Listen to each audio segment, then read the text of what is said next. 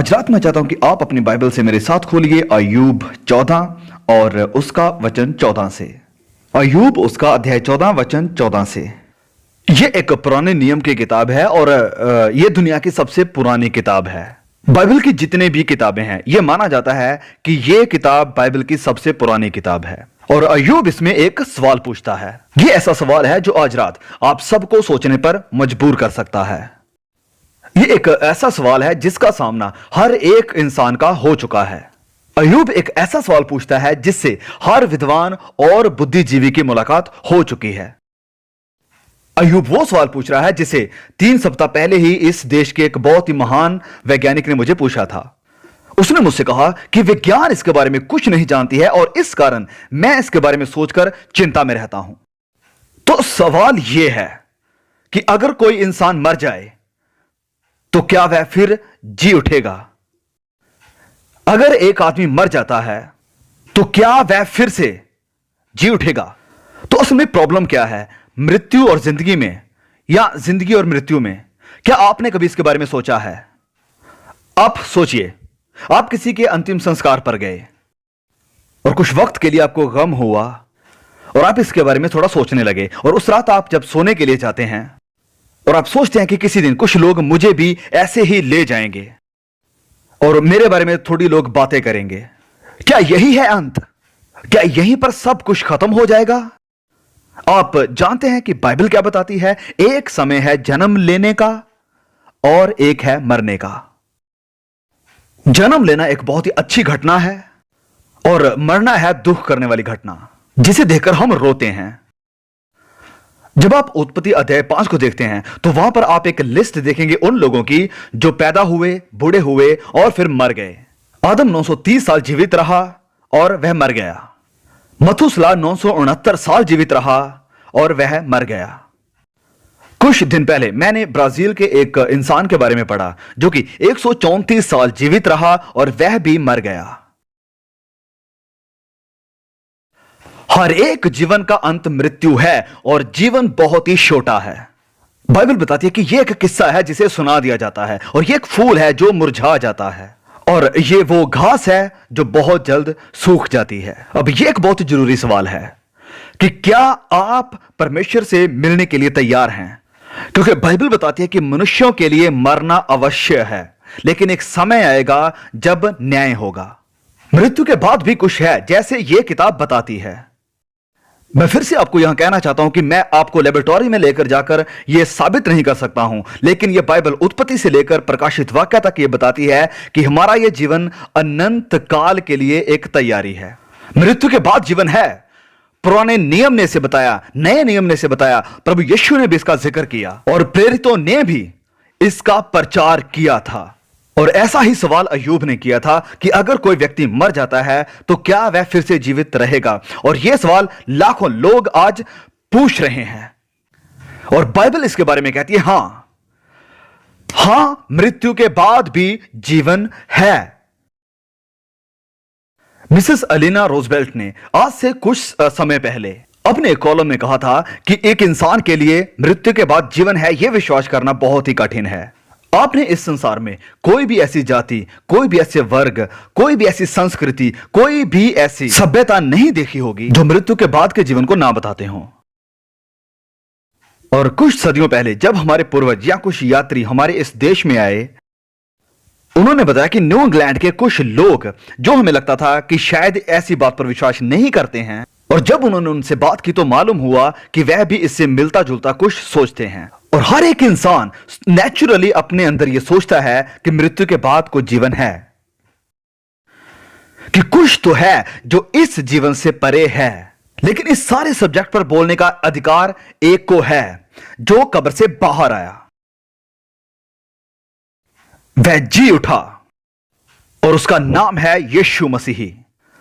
आज से तकरीबन 2 या 3 साल पहले मुझे यह मौका मिला कि मैं कॉर्नर ड्रेवा के चांसलर का इंटरव्यू लूं या उनसे बातचीत कर सकूं, जब वे अपने चांसलर की पोजीशन पर अपने कार्यकाल के आखिरी साल में थे। जब मैं जर्मनी में वहां पर प्रचार कर रहा था तो उन्होंने मुझे बुलाया और मुझे यह पता नहीं था कि उन्होंने मुझे क्यों बुलाया है। फिर मैं गया और उन्होंने मेरा अभिवादन किया और वह बहुत ही लंबे चौड़े इंसान थे।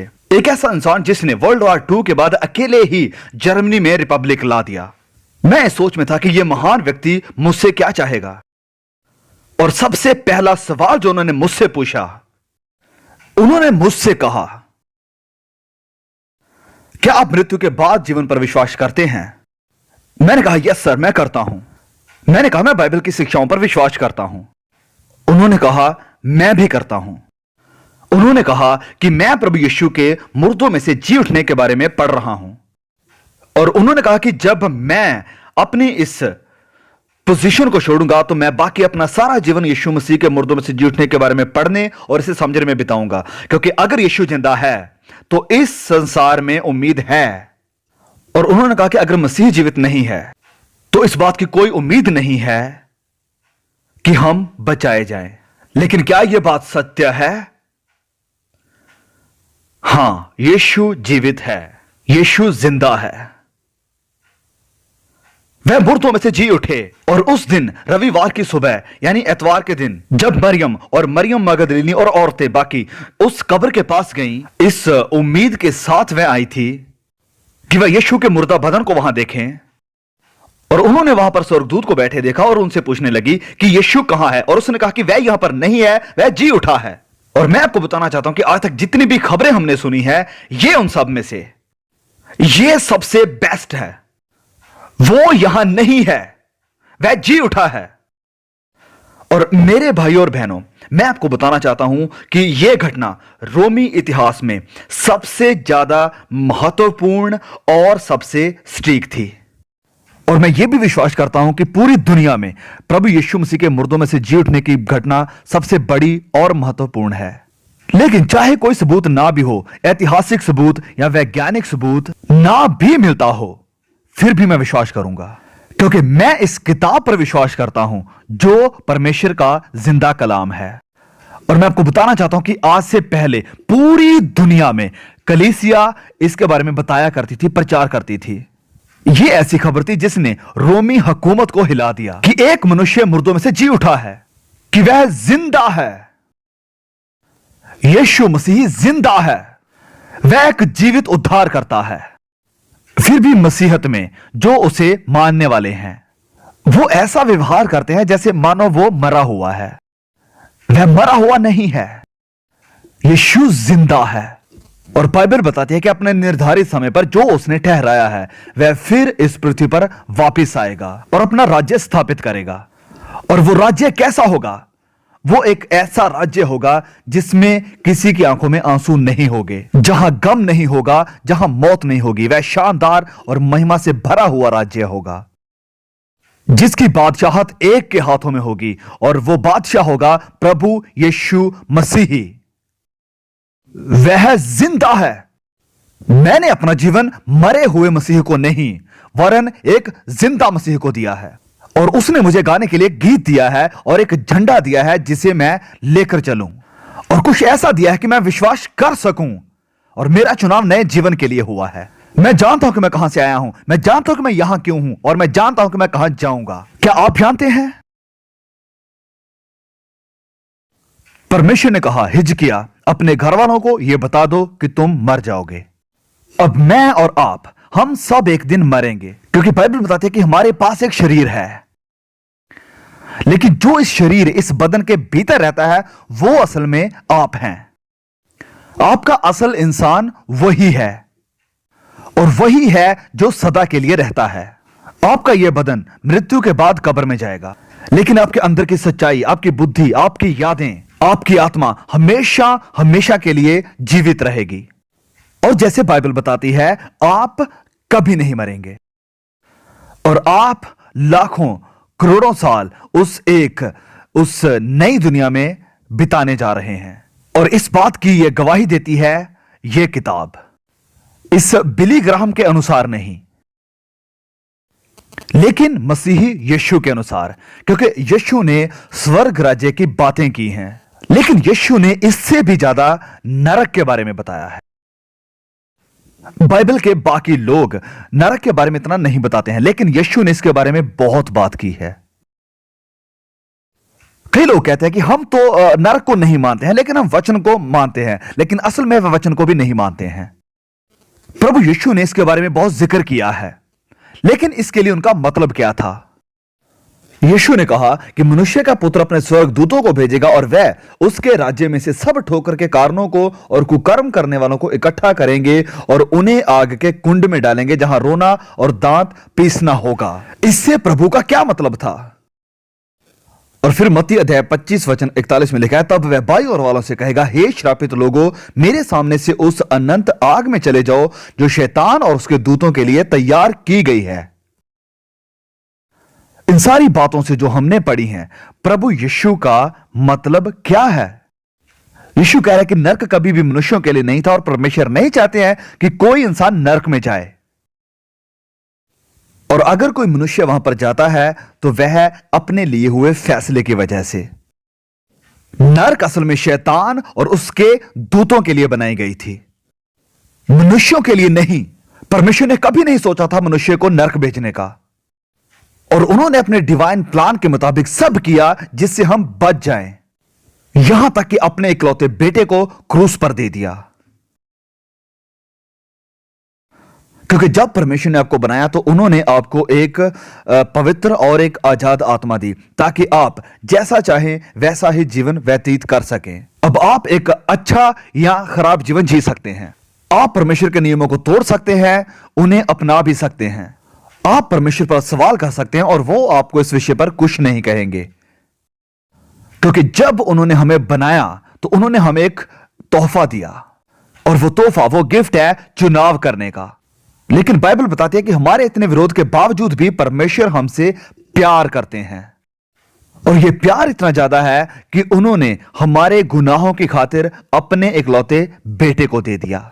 और जब मसीह उस क्रूस पर कुर्बान हुआ तो हम उन सारी बातों को नहीं समझ सकते हैं जो उसके वहां जाने पर हुई। लेकिन हम एक बात जानते हैं कि उसने परमेश्वर के क्रोध और उसकी सजा को ले लिया, जिसके हकदार मैं और आप थे अपने गुनाहों की खातिर। और उसने हमारे पापों को अपने ऊपर ले लिया, और तभी ये भयानक शब्द उसके मुंह से निकलते हैं कि हे प्रभु, तूने मुझे क्यों छोड़ दिया? मसीह यीशु आपके लिए मरा और नरक के कष्ट को भी सहा। वह व्यभिचार का दोषी बना, वह झूठ का दोषी बना, वह नफरत का, जलन का दोषी बना, और वह सारे बुरे और नीच पापों का दोषी बना जो मैंने और आपने किए थे, और परमेश्वर इसे देख नहीं सका, क्योंकि परमेश्वर इतना शुद्ध है कि वो पाप नहीं देख सकता। मसीह यीशु ने उस नरक को चुना जिसके हकदार मैं और आप थे। उस क्रूस पर प्रभु अब कहते हैं कि उसे स्वीकार करो, उसके पास आओ, अपना भरोसा और अपना विश्वास उसी के ऊपर रखो, और मैं तुम्हारे गुनाहों को माफ करूंगा और तुमसे वादा करता हूं कि तुम्हें अनंत जीवन दूंगा। यह बस अब तुम्हारा है और बिल्कुल मुफ्त है, आपको बस इसे स्वीकार करना है। कितना बढ़िया मौका है ये। आज रात वह आपको अनंत जीवन दे रहे हैं, और यह अनंत जीवन आपकी मृत्यु के बाद ही शुरू नहीं होता है। एक सच्चे मसीही के रूप में जब आपकी मृत्यु होती है तभी से ही अनंत जीवन शुरू नहीं होता है, वरन यह शुरू हो जाता है तभी से जब आप मसीह यीशु को स्वीकार करते हैं। आज यहां मौजूद सभी लोग और बाकी देशों के लोग, आजकल ऐसा सभी जगह हो रहा है। आप सब चर्च में जाते हैं, आप एक अच्छा जीवन गुजारते हैं, लेकिन आप सभी, ज्यादातर लोग अपने माता पिता के सिखाए हुए धर्म की परछाई पर चल रहे हैं। आपने कभी खुद के लिए मसीह को नहीं चुना, आपने कभी भी खुद से उसके ऊपर विश्वास नहीं किया। असल में आप मसीह को नहीं जानते हैं, और आप परमेश्वर से मिलने के लिए तैयार नहीं हैं। और बाइबल कहती है कि अपने परमेश्वर से मिलने के लिए तैयार रहो। क्या आप तैयार हैं? क्या आपको यकीन है कि आप तैयार हैं? हम जानते हैं कि पवित्र बाइबल बताती है कि तुम परमेश्वर के जीवित बेटे पर विश्वास करो, ताकि तुम ये जान सको कि अनंत जीवन तुम्हारा है।